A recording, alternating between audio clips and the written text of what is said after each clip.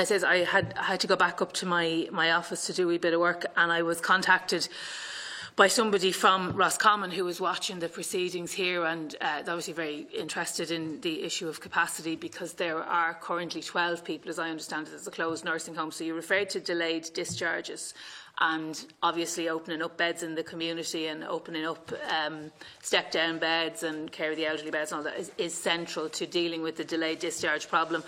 But the question was put to me, and so I'm going to put it to you. Is it not somewhat counterintuitive to be closing nursing home beds, as you are in the case in Castlerea, in the Rosalie home? You're closing beds on the one hand, and then on the other hand, you are, and rightly, given out about the issue of delayed discharges, because nobody wants to see delayed discharges. We certainly don't like using the words and the terminology that was used previously to describe those people. But is it not a little bit counterintuitive? So I suppose the question that they were putting to me was, is there a plan for these 12 people in the first instance? And also, how do you square that with what's now being called, and I note this, Mr Woods, the capacity dialogue.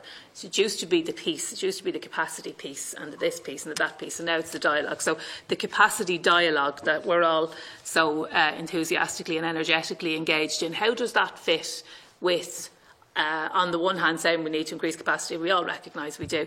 And then on the other, closing down the very beds that those people should be able to access. It does seem somewhat counterintuitive, and I thank the Chair for allowing me back in. As I said, I hadn't intended to come back in, but I was contacted by somebody from Roscommon.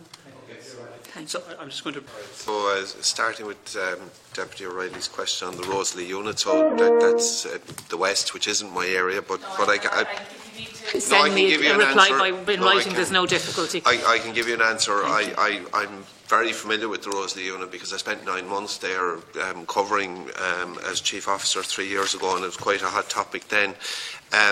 Essentially, the Rosalie unit had developed into a quasi type of later life psychiatry or mental health type facility. And a lot of the residents that were utilising it at the time were identified as being quite possibly within the remit of nursing home care because of their advancing years. That led to a lot of discourse that the unit was going to close and it was going to end and so on. I know certainly at the time that I was involved I gave an indication that while I didn't think the evidence would support its retention or continued use in psychiatry of later life, that it quite possibly might have a role in the context of older person services generally and care. And to be fair, I don't want to commit my colleague to something he can't do or to undermine his position, but he did.